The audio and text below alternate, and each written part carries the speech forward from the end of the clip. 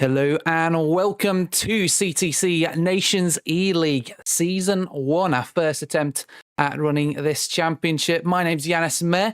Tonight I'm joined by none other than Michael Edwards. How are you tonight, Mike? I am doing absolutely fantastic, mate. It's a brand new dawn here on League Racing TV. Nations E-League. We got 12 nations battling it out here, and what a track to get started at, of course, is the home of British motorsport. Absolutely. Silverstone, 1950, hosted the first ever Formula One Grand Prix back in 1950.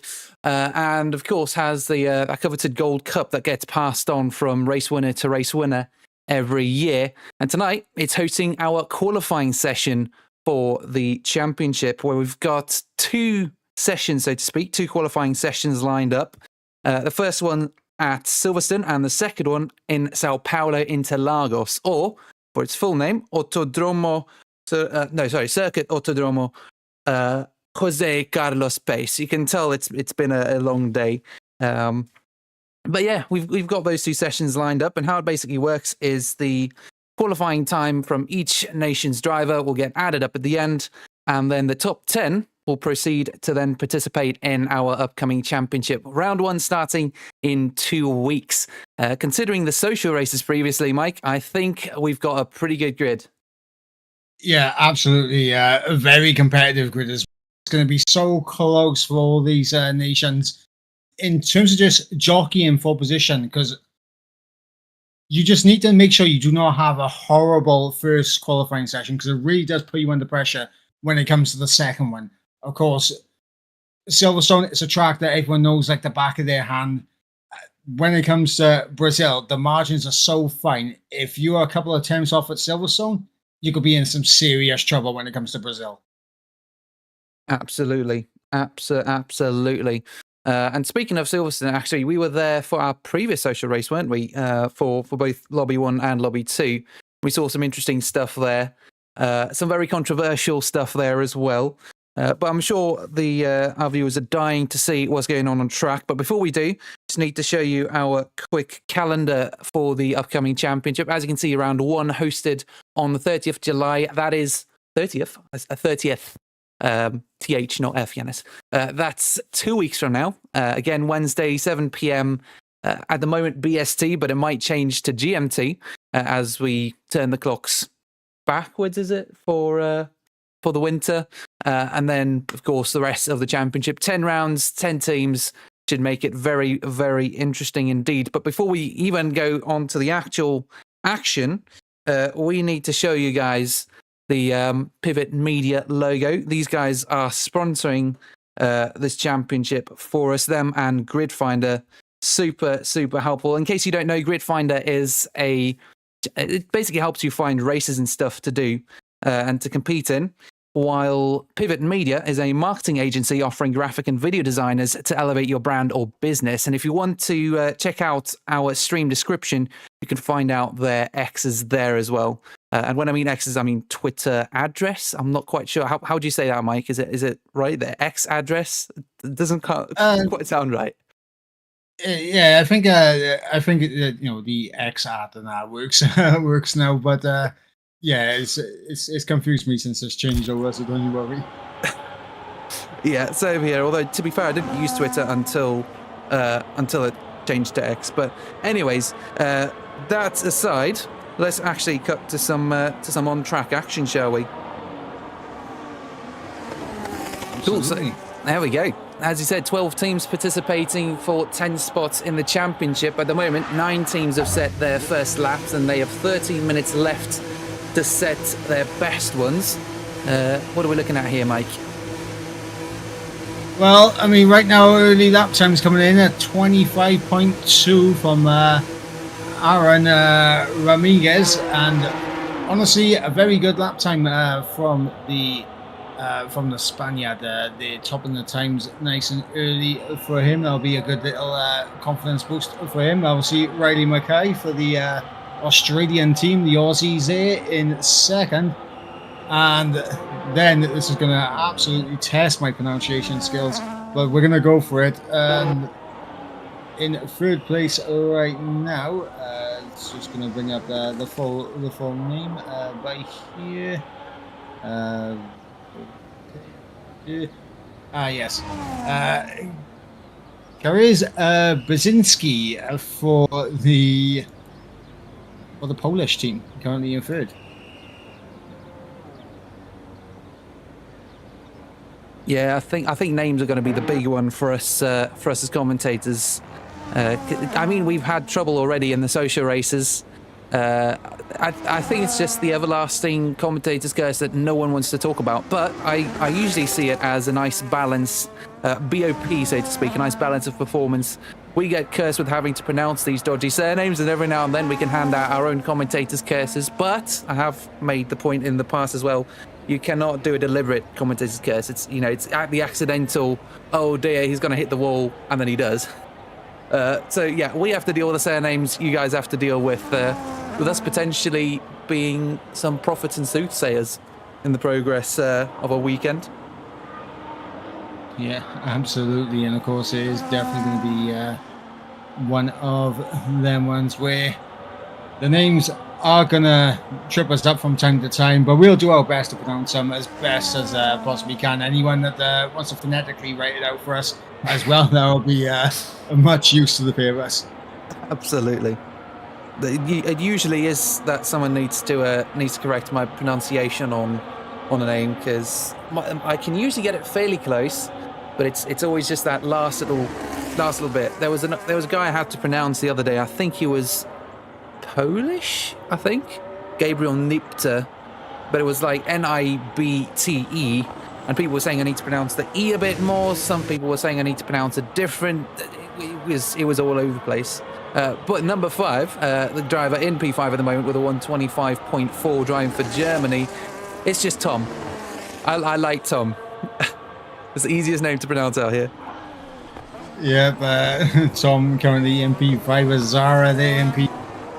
Jan in P6, Mustache P7, Nick Arrow in P8, and of course we got Boba in P9, Philippe in P10, and we're still waiting for times to come in from Giovanni 12 and Louis Welsh in 11th, and Giovanni's actually just crossed the line, popped up in the P7. Ooh, very nice. Yeah, Felipe just crossed the line as well. Mustache also on a current flying lap. Actually, most of our drivers are currently on a flying lap. Aaron Ramirez currently on a flyer as well in pole position with a 125.2, just 300ths ahead of Riley in, I believe, is that the Brazilian team? Riley is in the Australian team. Australia, cool. Yeah, I'm not as clued up on the drivers and lineups, because we didn't get a kind of fancy graphic to tell us which names are which. So I do apologise if I'm kind of bumbling around a bit. But I know Aaron, he was there at Silverstone for the social race a couple of weeks ago, and actually there was some things happening on the Spanish squad during the race. So I'm sure he's trying to make up for that today.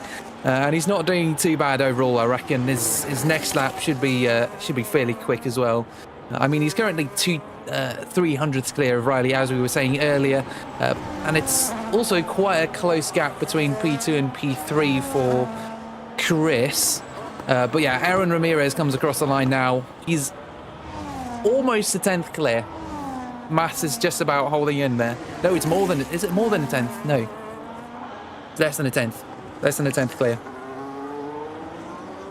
Good lap time there from Aaron Ramirez. They further, cementing himself at the top of the time-ins right now.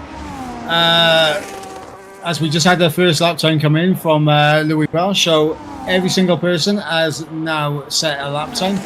And Riley there, the Australian, improving on his lap time, goes up on a provisional pole at 25 flat.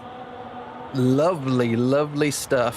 And now we've got Buba as well driving for Finland, who's taking P3. He's bumped Chris down a position. He's down in P4, so we need to see what Chris can do. It looked as though his first sector was half a second off, though. I don't think he's going to get a lap in this time round. How about Mustache, though, driving for... you're going to know who Mustache is driving for, I'm assuming. Yes, Mustache, I believe, is driving for Germany tonight. Germany? I'll quickly double check that, though. I thought Tom was driving for Germany because his car's the usual German colours. Or was it him? Yes, hang on 2 seconds. I might have absolutely butchered that if I'm wrong. Mustache. I have no clue. We need to get these liveries sorted out, man, because they help so much with recognising who's in which team or who's driving for which nation, so to speak. Because we had that we actually had that during the social races. They were really quite easy to understand. Germany was red, gold, and black. Seb Kowalski in chat is saying Tom is driving for Germany. Yep, Tom is driving for Germany, and I made a horrible mistake because Mustache is driving for France. Oh, okay, that'll explain it. That'll explain the colours. Yeah, there we go. So Tom, and the usual traditional black, gold, and red. Jan Hulled, I can't see the rest of his name. Jan, who's he driving for? Is that Norway? I'm guessing. Jan, I believe, if I go through the lineup again. We're all driving the same colours. Jan is driving for the Czech team. Czech. I mean, to be fair, if you think about it, most of the colours that we see on a flag usually have some white, some blue, or some red on it. And so, considering that we have a good deal of cars sporting those few liveries, I guess it shouldn't be much of a surprise that we see most of those cars in those colours. I don't know. It's so I know Riley's from Australia. We've nailed that. And Jan, actually, that we were talking about earlier, driving for the Czechs, has just taken pole position with a 124.9. Didn't see that coming at all. But yeah, so so I know Riley. He's Australian. Aaron is. So I'm just trying to process this properly. Aaron is Spanish. Jan, Czechoslovakian. Buba, Finnish. Chris is Polish, was it? The guy in P5? Yep, Polish. Yeah, cool. Got that. Mustache is... Oh, you literally just said it. French. There we go. Tom is German. Giovanni, Italian? I'm purely going off the first name. Nope, not Italian. Unfortunately, I made a mistake on the predictions, and I put it down. Oh no! Oh, Netherlands. Someone's saying. Yes, the Dutch team. Yeah, Dutch, and then so Felipe has got to be the Italian then. No, Felipe is the Brazilian. Oh, that makes sense. That does make sense.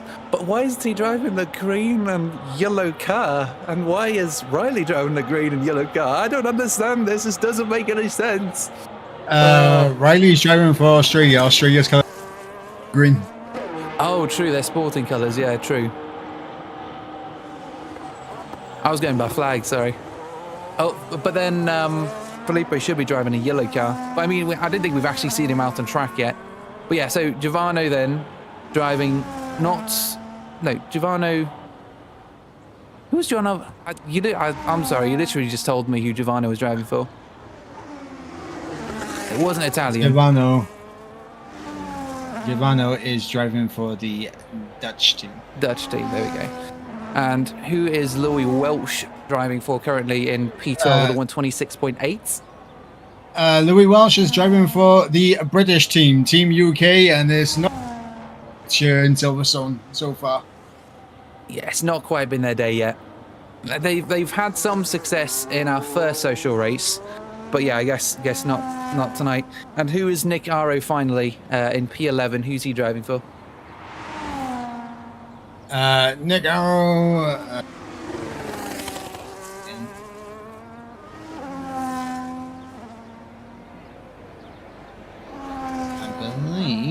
Unless it's been a late substitution. Oh, Nick is USA, says Leonard Yeah, Jorna. it's a late. Yeah.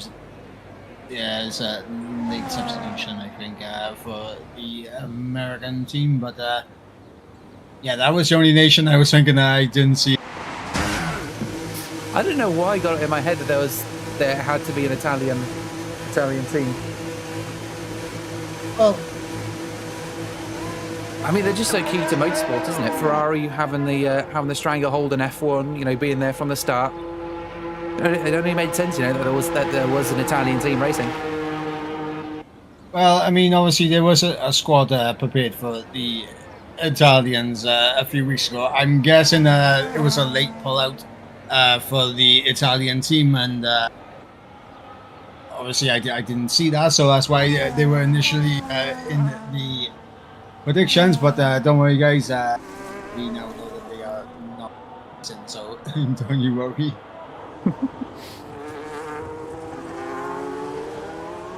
Wait, so who's Hazara again? Hazara is driving for the Norwegian team. Norwegian. I'm trying to find these driver lineups, but I just cannot find them. It's really odd. Or it's not in a form that I'm used to. But yeah, Welsh still going round. He's struggling. He just can't quite get this lap time down. He's 6/10 behind Nick Arrow. Coincidentally, the only two mainly English-speaking countries participating in this championship. And yeah, like you said, home soil. You're expecting them to be doing well or hoping to perform well against the other countries on their home track. But yeah, it doesn't quite seem to be their luck. And with less than a minute to go now, we'll have our final lap times in. Currently, Jan leading the way for Czechoslovakia, Riley P2 for Australia, and Aaron Ramirez P3 for Spain. Yeah, and with that brings an end to the United Kingdom's efforts here in session number 1, and that has put Team UK under huge pressure, and possibly, I think that could be them essentially done. Yeah, I think it is pretty much 6/10. That's a lot of time to try and make up in session 2 at Sao Paulo. Yeah, it's going to be rough. It's going to be rough for these guys trying to make up that ground. But in the meantime, we've got the rest of the grid to look forward to. Jan on a flyer, Riley, Aaron as well. The only driver yet to cross the line is Buba. He'll be the last one to set a lap time, currently P4. And we've seen some great stuff from the Finns just a couple of weeks ago at the social race, where the Finns and the Spanish went head-to-head. And I don't think it was Buba who came out on top. Unfortunately, in our session, the Finns got 3 cars up into the top 3 relatively quickly, and then over the course of the race, them and the Spaniards just kind of fell apart. Hopefully not the same issue for them today. Tom comes across in P6, locking him in there, 125.350. Only 3 thousandths ahead of Hazara, driving for the... Oh dear, it's slipping my mind again. Norwegians, there we go. And then Felipe for the Brazilians comes across in P10. As best he can do. Jan set an even faster lap time, a 124.8. Let's see what Riley can do. 125's dead still. Didn't quite manage to improve there. Aaron now coming around the final couple corners. Tom, Chris, Mustache also all done there. Not really making any progress on any of the other drivers. But here comes Aaron across the line.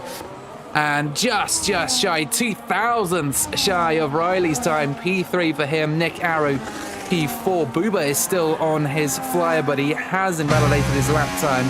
So I think that's him still locked down in P5. Yeah, absolutely. And honestly, in terms of the voting so far, I mean, a lot of people back in Spain, but it is Poland that has topped the times here in session 1. Can you believe it? Polish Jan, Riley, and then Aaron in P3, followed by Nick Arrow, Buba, Chris, Giovanni, Tom, Hazara, Mustache, Felipe something, and then, or is it just Sue? And then Louis Welsh in the British car in P12. And that wraps up, I believe, our first session of qualifying already. So we shall see you all for Brazil in just a few moments. Yeah, stay tuned, I guess. Who do you guys think is going to take session 2?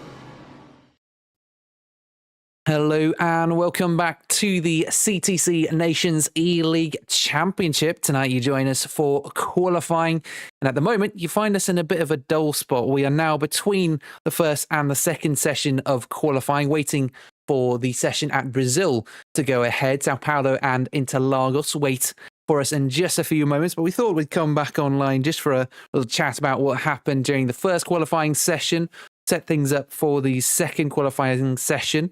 Mike has got some numbers for us, and I am busy memorizing the drivers and the countries that they are linked to, because I did see the poll, and yeah, I have to say your disappointment is it's not ungrounded. It's not unfounded.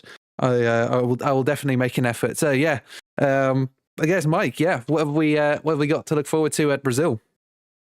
Well, I mean, it's going to be a very difficult time for Team UK to really turn this around. Of course, the gap between themselves and 10th was over 9/10 of a second. That's like, given how short of a lap time Brazil is, like, it's backs against the wall. Like, they're going to need an absolute miracle to turn that around.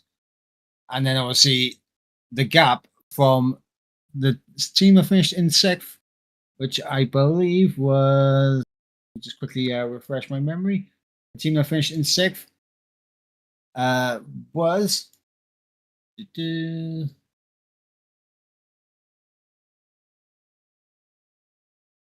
Not very good with these positions and stuff, are we, Mike? Not tonight. We will get the hang of it, I promise, ladies and gents. We will get the hang of it.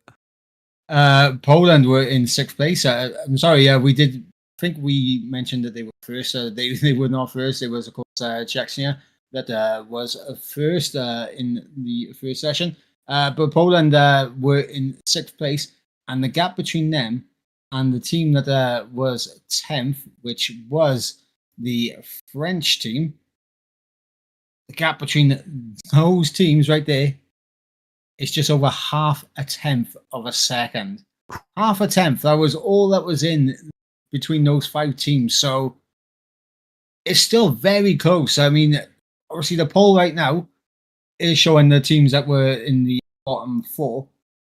But realistically, you got another 3 teams that are in the mix with that as well. And only 0.5 ahead of them was Boba, who of course was driving for the Finnish team. So they're not out of it either. So it's essentially, even though Team UK had a big, massive slip up, and pretty much, like, they got their backs against the wall, it's going to be almost an impossibility for them to come back from this, I think. For all the other teams fighting to get inside the top 10, we've essentially got around about 7 or 8 nations that are battling it out to not be eliminated, to not fall into that final elimination spot. Yeah, it's battle of the fittest, I guess, survival of the fittest, so to speak. Yeah, it's gonna be tough. Gonna be tough. And as you were saying, with the lap times as well, the fast lap time set in real life is a 1:10.5. So what lap times can we expect from these drivers at Brazil? Well, I'm assuming that that's in race pace in terms of the 1:10. Obviously, qualifying wise on the game, it's usually been in and amongst the 1 minute 7s around Brazil. I haven't done much running around Brazil, so I'm not sure how it compares to obviously the previous game cycle.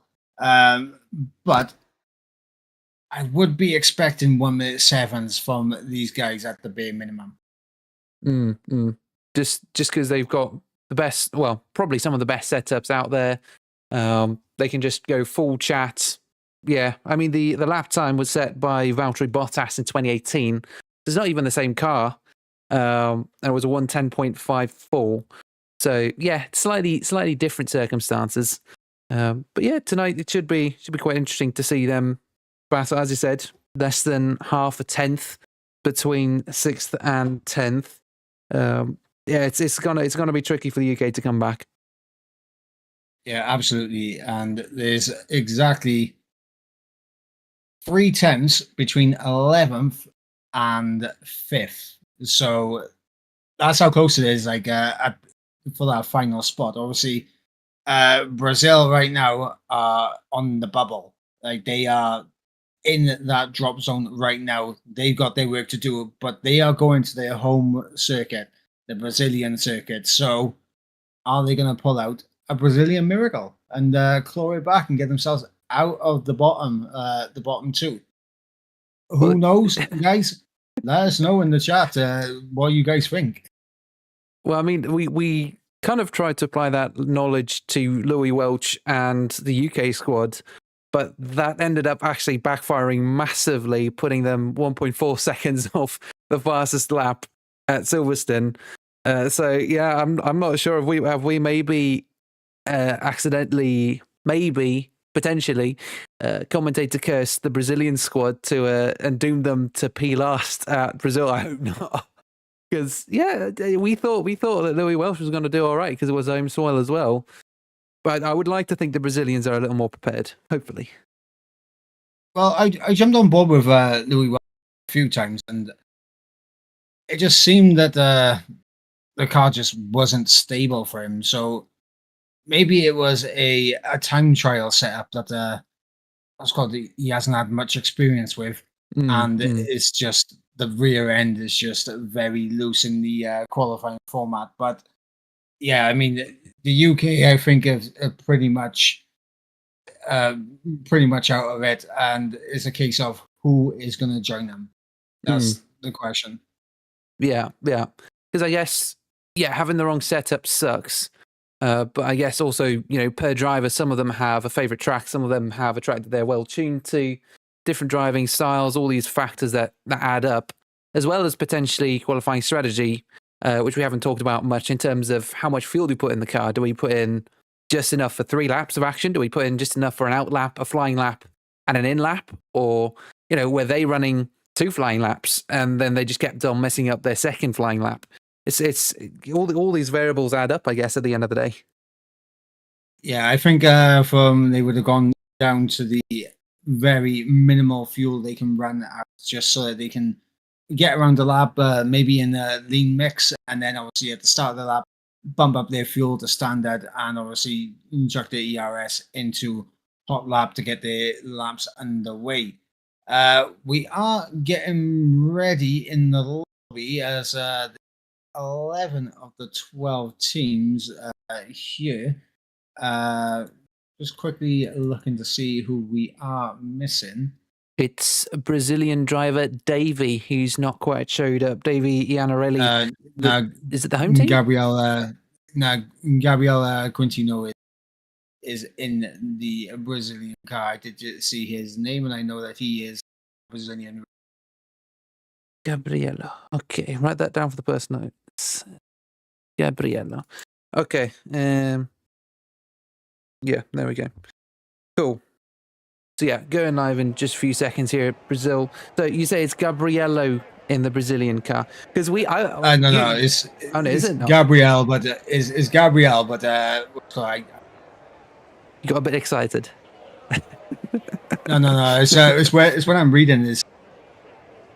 When I read, I'll sometimes say a like in between like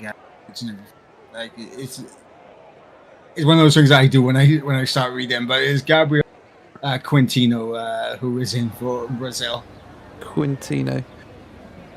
And just in case everyone's wondering why I got that name wrong, even though I said it with such confidence, Mike can testify that between the 2 qualifying sessions, I was taking every driver's name and every country and tying them all together.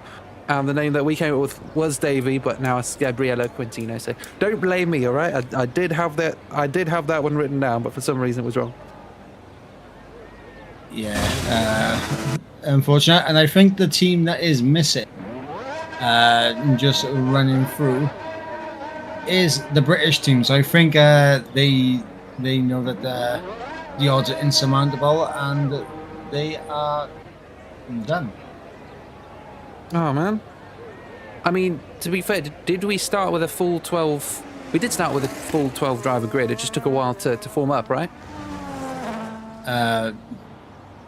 No, it's we started with 12 in session 1. Now we got 11 in session 2.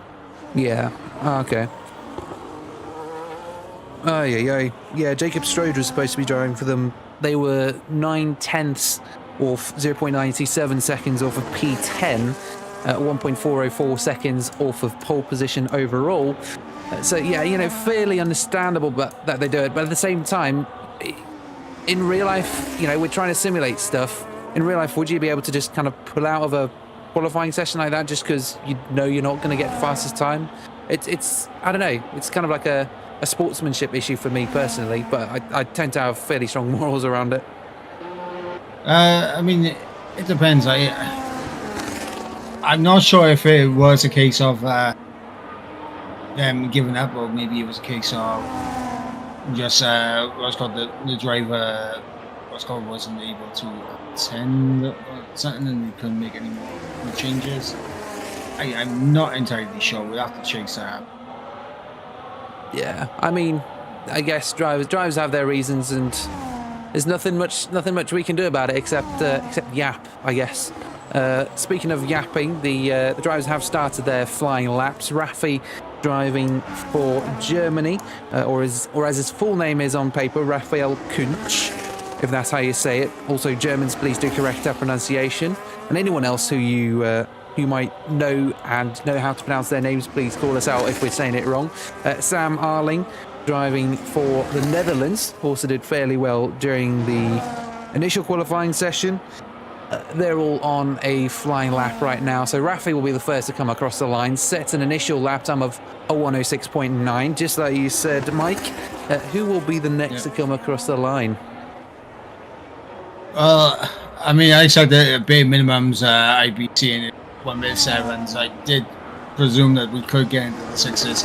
Didn't expect it this early on. In fact, with Gabriel Quintino's lap time right there, could we be seeing a 1.5 potentially at some point?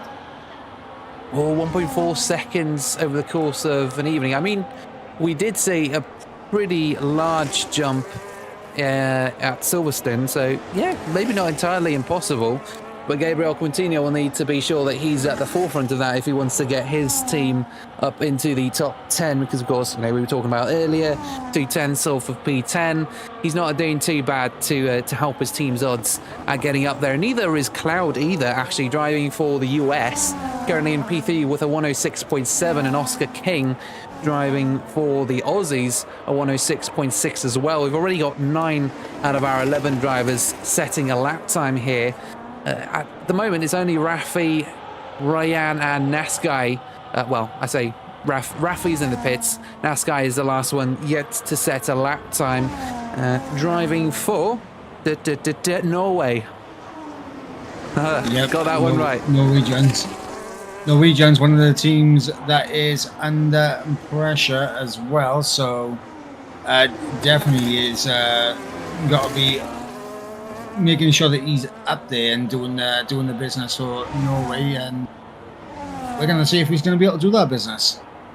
Also, I noticed from the qualifying 1 session results that not Norway, the Netherlands and France had exactly the same time. Am I right in that statement of fact? 0.477 seconds off of the Czechs' pole time. It wasn't everyone. I think it was the Norwegians. Hazara and the Moustache. Yes. Well, that was last round, all right? I'm up to date with this round, somewhat. It was only Quintino. Well, I mean, right now that lap time from Quintino is doing more than enough to get Brazil into the top 10 right now. And what we are seeing right now is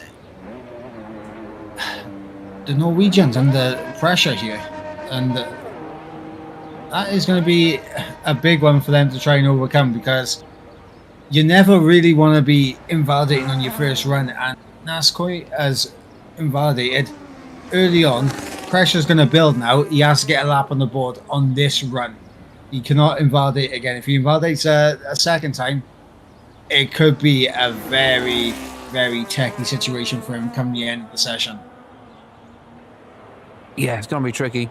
But I mean, as the session progresses, obviously, the track gets more rubbered in, tyres get up to temperature. So, yeah, I don't know. Maybe by the time they get round to setting it, if they don't set one now, then they'll... But yeah, like you said, it's just inconsistent, I guess. You just don't know whether you're going to set that lap time. It's going to be a constant variable. Whereas these other teams that have set the lap times, the 10 drivers that have already set a lap time, they know they've got a basis to build on.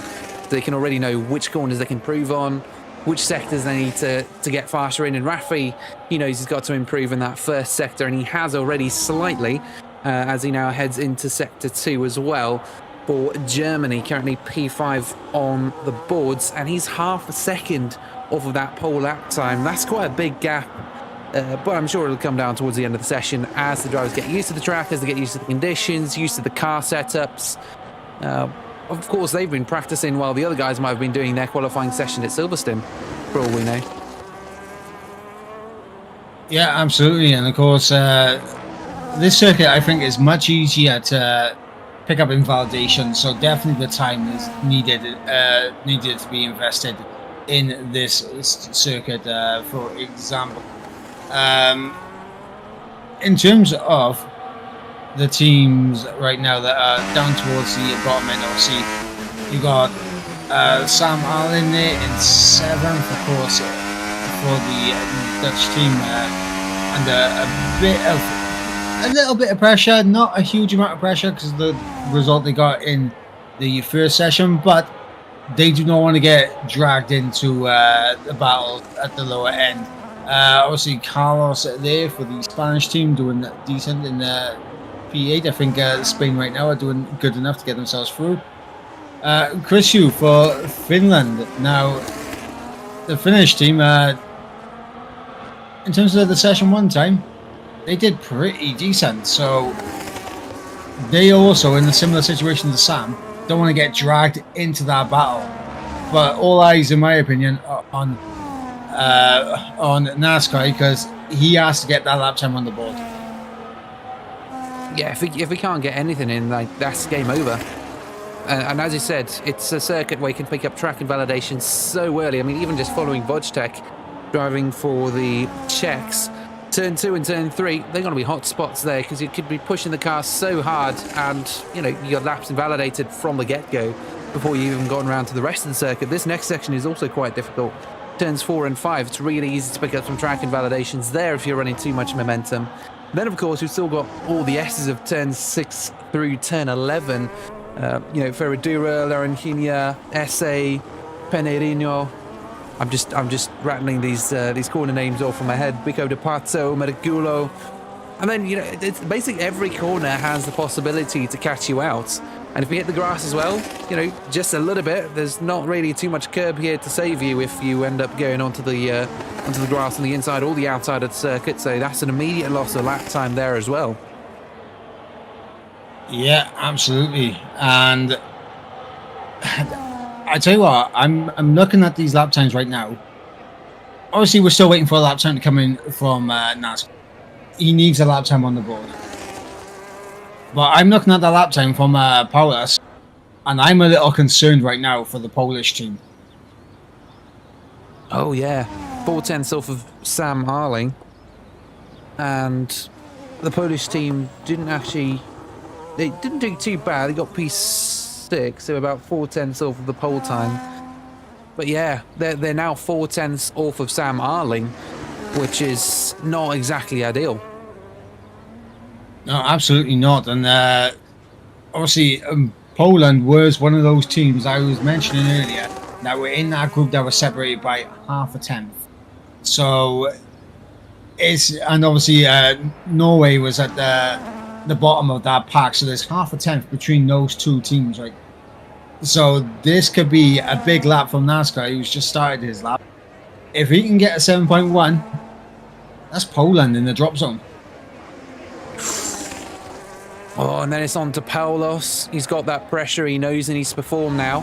And then yeah, all these variables could just end up overwhelming someone if they're presented with them, you know, when they're not expecting it. Because I'm sure they weren't expecting to be P10, considering their previous performance. They were kind of aiming for mid-grid, maybe. Absolutely. That's right now in the middle sector. This is a lap time. It is a valid lap time right now. Yes, he's done it. He's going to set a valid lap time. Where is it? Where's it? What's it going to be? Predictions. Is it going to be enough to get him ahead of the first team? Oh! No. Oh, no, it's not. Not right now. No, it's not. It's a 7.1. So he is. The gap is closed, but it's not close enough to put Norway above Poland here. It is still in the balance between those two teams. Oh dear, and Paulus is just coming across the line now, having seen that on his leaderboard and knowing he needs to get up on Naskai, or at least stay within a certain distance of Naskai to maintain his nation's hopes of participating in this championship. Let's see what his lap time's like, because yeah, it all hinges on Paulos at the moment. I'd love to see what Cloud and Carlos are up to, as well as Rafi and Vojtek, but yeah, I can't take my eyes away from Paulos. Yeah, absolutely. As Paulos now needs to put a lap in, and he's invalidated. Oh no! Do you reckon he's put enough fuel in for a second flying lap, or have they only fueled it up for one flying lap? Well, around the Brazilian circuit, and you can get four runs in. So I think a lot of drivers would have taken the softer tire selection to make sure they got 4 sets of softs for this session, and they can come in and as Powers just does, comes in and we'll be able to chuck on another set, and maybe he'll have to wait a little bit before going out for his final run. But it's hanging in the balance right now. It's Poland or Norway at this moment in the race, in this qualifying session. I just want to say, coming into this session, the gap was 0.054 seconds coming into session number 1.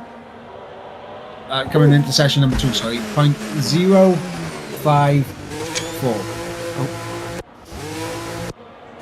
That is close. And the margin between them, they're going back the other way, it's just 0.031 right now. So it's 0.02 between those two teams right now. Oh man, this is coming right down to the wire. 3.5 minutes of qualifying remaining. They've only got one more shot. They've got one more lap in them essentially to get this thing done. Yeah, and it's all in the balance. If depending on their next lap time, at the moment Poland still gets it just about. Yeah, it all hangs in the balance for this final lap.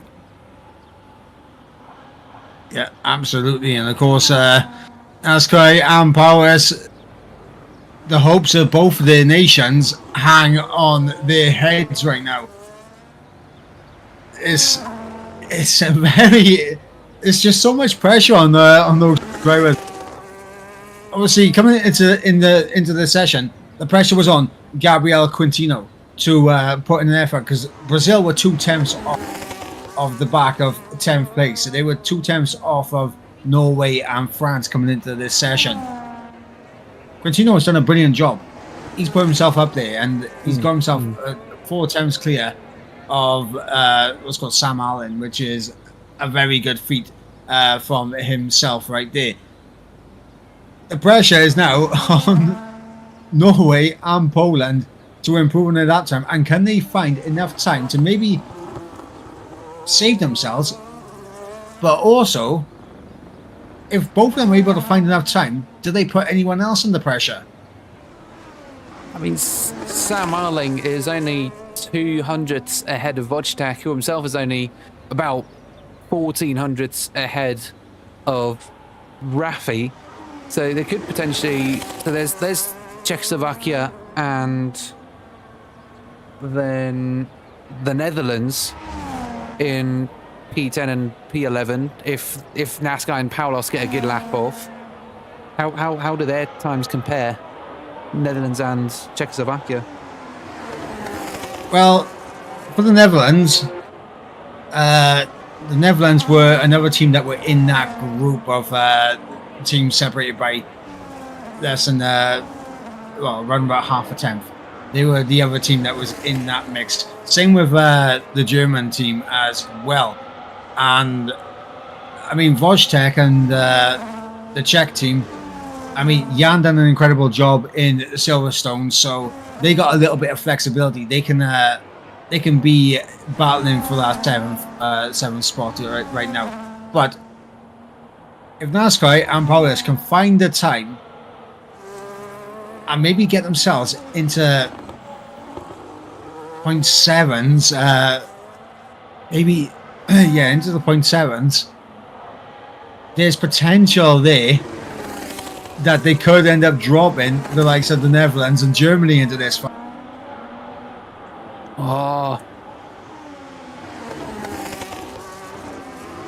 Looks like these drivers have loaded up for 2 flying laps by the look of it. Sam Marling was on a flying lap, and now he's about to set his second one. I think he pulled up just behind Rafi in the German car ahead, P7 at the moment. Krisu looks like he's left the session, P6 for him as a Finnish driver. They're not in too bad a position at the moment. P5, P7 last time. In terms of gaps, Buba was 3.5 tenths off of pole position. At the moment, Rafi about 4 tenths off of pole. So it's not a bad separation for them. But yeah, like we were saying, anything could happen in the next couple of laps if Naskai and Paulos get a good lap off. And by the looks of it, Naskai, he's going to be going for another flying lap, same as Paulos, and we have officially ended the qualifying session. Paulos just about comes across that line just in time to set his final flying lap. So yeah, all eyes now on Naskai and Paulos. Naskai will cross the line first. Wojtek has just come across. Carlos as well. P3 and P5 for them. 106.5, 106.6. Oscar King comes across the line for Australia as well. 106.498. So within a tenth of Gabriel Quintino. Quintino himself has yet to set the lap time. He seems to be fairly secure. Rayen Sam Arling's just retired from the session. He can't defend his lap time. So if Naskai and Paulos get a good lap off, that is Sam Arling and the Netherlands in trouble. Quintino also retires from the session, but he's still in P1. Here we go. It's the final 2 contenders. Naskai comes across the line. What can he do? It's still a 107.187 1,000th off his best lap time. As long as Paulos, I think that's it, isn't it? Naskai, that's it. Poland just about by the skin of their teeth by... I don't know how much the gap was initially, but 2,000ths here just about managed to hold on to that position. Yeah, I mean, Paulus did find a bit of time on his final run, which brought him a lot closer, made the gap a little bit bigger. And right now, it is Norway and the UK that are dropping out of the Nations E-League. Wow. I mean, Gabriel Quintino, we thought commentators curse, the UK home run not doing so well. Gabriel Quintino did not disappoint. P1 at his home race as well. 106.485, just over 100th clear of Oscar King. But Naskai and Paulos about towards the end. Naskai coming in 2 tenths faster this session, but not enough to clinch themselves a P10 finish. Norway has lost it all here at Brazil, and the UK lost it all pretty much at Silverstone already. So yeah, I guess that's our top 10. Poland, Australia, the Netherlands, Brazil, the US, Spain, Czechoslovakia, Finland, Germany, and France being your teams to go on to the CTC Nations E-League. Yeah, potentially. Obviously, the only thing that we have to potentially keep our eye on, obviously, these are all provisional right now. So provisionally, Norway are out, but you never know if someone has maybe been caught impeding someone else's lap. There could be some reports going in. So I don't know. It looked clean from what I saw. I didn't see no. You never know what could happen, and it definitely is one that we're not gonna completely confirm the top 10 right now until the stewards come back and it says fine. But provisionally, the top 10 teams has followed in no particular order: Poland, Australia, Netherlands, Brazil, the US, Spain, Chechnya, Finland, Germany, and France. No particular order, but that's from our math right now. Yeah, anything that comes from our mouths needs to be taken provisionally.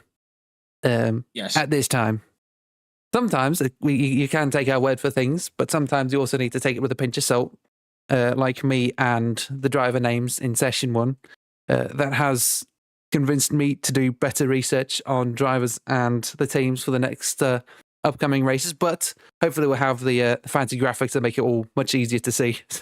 I think we'll be fine for round 1, which kicks off in 2 weeks exactly. Can you believe it? 30th of July. Let's see if we can pull this up. Pull up the calendar real quick. I don't want the intro video to play because that is not what we're looking at. There we go. So Australia in 2 weeks, 30th of July, 7 p.m. BST, followed by China and Austria. And it's then, every week we've got a race, 10 rounds, 10 weeks of racing. I wouldn't be available for China, so it'll be all on you, Mike, to do the Chinese Grand Prix for round 2. But yeah, which of these tracks do you reckon are going to provide the most action? Which ones are you looking forward to the most? I will say this right now, and it's something I've said many times in the past. I have never commentated over a bad Singapore Grand Prix. Is it? Mm-hmm. Okay. To be fair, yeah, the Singapore Grand Prix we had for season 8 of the EML Masters League Championship was also pretty. It's also pretty hot. Final lap, we had a guy put it into the wall, so I'm sure that'll provide endless amounts of drama and entertainment. I'm not sure. There's a lot of good tracks on here. Austria is always good for turn 3 for the little hairpin. Then Spas is such a classic for the Kemmel Straight and obviously heading into the bus stop chicane as well.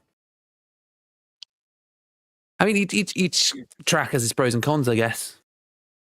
Yeah, absolutely. And honestly, looking at the teams now they performed, who do you think was the team of qualifying? Team of qualifying. Oh, I don't know. It's tricky because again, like some teams perform so well during Silverstone quali. Obviously, the Brazil driver Gabriel Quintino shines so strongly on his home circuit. So, Brazil comes to mind to start with, but then at the start they struggled a bit trying to get up to speed for the second session. I don't know. The Aussies seemed really good tonight. Riley, no, that's not an Aussie. Is it an Aussie? No. Yeah, Riley, yeah, and Riley was an Oscar Aussie. Yeah. Oscar. Yeah, so the P2 finishes on both of them. A 100th between Oscar and Gabriel at Brazil, and then 2/10 between Riley and Jan. But yeah, they've just seemed to be consistently at the top. In terms of consistency, Australia seems to be pretty good, but I mean Spain overall, from the social races that we've seen in the past as well, they seem to be fairly solid. In terms of, again, consistency, maybe a little further down the grid, Finland seemed to be fairly solid when it comes to bringing in consistent results. That's more towards the mid-pack. In terms of potentially winning the championship, yeah, I'd say Australia or Spain seem to be some good contenders. But as we said, it's only qualifying. 2 weeks can change everything at Australia, and then you've got 10 weeks of racing that could change everything. Yeah, absolutely. And of course, we want to get your guys' opinion as well. So there's a poll up right now. for who you guys think are the team of qualifying, and the names right there: Australia, Chechnya, the USA, and Spain. Of course, all four of those nations getting top 5 results in both sessions. So, be interesting to see what the viewers think in regards to that. Yeah, I reckon the moment we hit round 1, everything's just going to be blown out of the water. We'll suddenly have Poland or France suddenly just utterly dominated first half of the season. Then yeah, anything can happen because of course they've got all these other drives that are waiting in the wings to go as well. There's not just the drives that we've seen so far; those are some of them, but there's not all of the drives that we've seen or that we could potentially see throughout the course of the next 10 weeks. Because we've even just from the little experience I've had from last season at EML, different drivers can perform differently. Some teams have consistent drivers, some teams don't have consistent drivers. During the social races, we haven't seen Australia do anything, but all of a sudden during qualifying, they're absolutely destroying everyone else in P2. Yeah, even just within the session itself, the UK and Brazil flying everywhere, Norway, all over the place. Yeah, I mean, the one thing that we can definitely confirm is that the UK has been knocked out. They did not qualify. Yeah. They didn't put any effort in on that second one. But yeah, I mean, those gaps would have been ridiculous to try and beat. But at the end of the day, it would have been possible though. It would have been possible because obviously, the gap was 7 tenths between Quintino and Paris. But if they were maybe able to squeak an extra 2 tenths out, obviously the UK has some very, very capable drivers as well.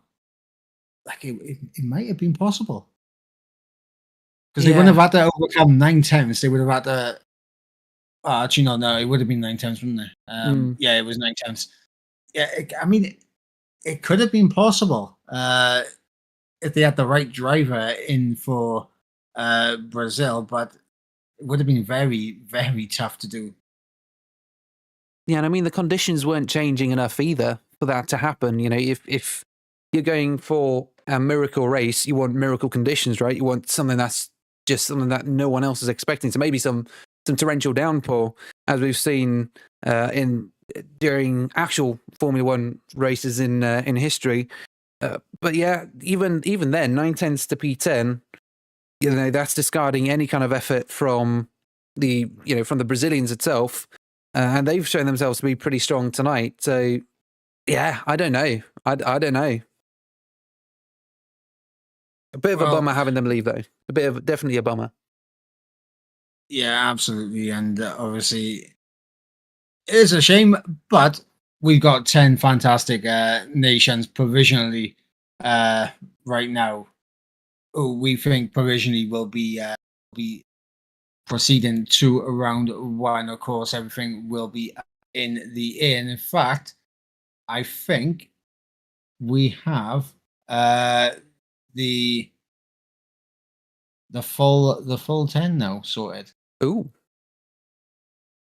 And it is those 10 that we predicted. Yeah, if you want to go for the order. If I've got provisionally right now. Let's see. Where do we see that? Oh no. Here we go. Cool. So provisionally then, we've got Czechia on top, combined time of 1:15.714, with Australia at P2, 1:15.776. That's about a 600th difference between them.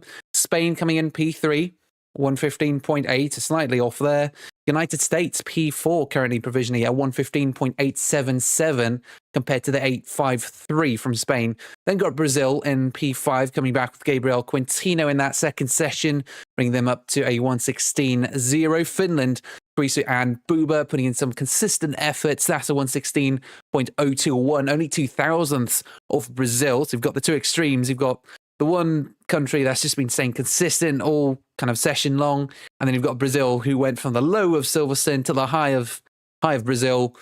They're down in P 5 and P6, and then Germany comes in next to 116.042, 5 thousandths ahead of France, who did a 116.047. Then got the Netherlands with Sam Arling and Ivano Kennis, a 116.096, followed by Poland just about pipping Norway, 116.244 versus the 116.270. It's about 300ths between Norway and Poland. So that last lap time from Poland definitely got them just enough time. Yeah, it was close to start with, but yeah, I think at the end of the day, then Norway's disappointing lap in NASCAR at the end. Yeah, just really unfortunate for them. Yeah, absolutely, and commiserations to both Norway, the UK for right now. As we said, these are provisional, but like I didn't see no impeding in that, but see if there's anything that does pop up with regards to that. But that's the 10. That's the 10 right there. So that's the 10. That'll be competing in 10 rounds in the next 10 weeks of racing. Well, maybe not next 10 weeks, 11 weeks with a break here. And then I think it's a break mid-season as well. So yeah, plenty of action to look forward to. If anything, if the social races and this qualifying was anything to go by, should be really interesting to see Czechia take on Australia, Spain, the United States and Brazil as well for that top 5. Yeah, definitely join us in a couple of weeks, 7 p.m. BST. Paulas asking, wait, Poland did quali? Yes, man. Good news. You guys did just about make it. Just about 300ths. 300ths, yeah. 0.244 versus the 0.270 against Norway. So you guys just about managed it. But again, that's all notwithstanding any potential penalties. Then again, penalties would probably bring in one of the top teams. So it would mean that would bring Norway back into it if there were any penalties, I reckon. Depending, of course, on who it is, what the severity is, stuff like that. Yeah, it all depends. Obviously, right now, these provisional results, we don't know if there was impedance that need looking at by the stewarding team. I can only talk from my side. I didn't see nothing personally, and I don't think you did either. But you never know. We don't see absolutely everything on track, so it's one of them ones. Right now, Norway and the UK are out. But if there was anything that does pop up that needs a steward to have a look over, then a door may open. But right now, the provisional results are Norway and are not going to be in the Nations League for season 1. And if you do want any up-to-date news about what's happening and who the official teams are that are entering it and whether there are any penalties applied, do check out our X page, along with some of our sponsors' X pages as well, Gridfinder and Pivot Media. Gonna flash their logo up again. Pivot Media, where's the quote again? I need to get the specific quote up because it summarizes it very nicely. The marketing agency offering graphic and video designers to elevate your brand or business. And then, of course, Gridfinder, the platform for finding races daily and weekly. So do check out their pages as well as you check out our socials, because they're doing a great job at supporting us in what we do, and we really enjoy bringing you guys these races, and it wouldn't be possible without Pivot Media and Gridfinder. But as we end, then any final words, Mike, until we go live again in 2 weeks? Absolutely fantastic from today. And we look forward to round number 1 in Australia. So we'll see you then. Absolutely. It's been Yanis Mayer. It's been Mike. It's been CTC. It's been the Nations E-League at Silverstone and Sao Paulo. And it's time to see you later. Good night.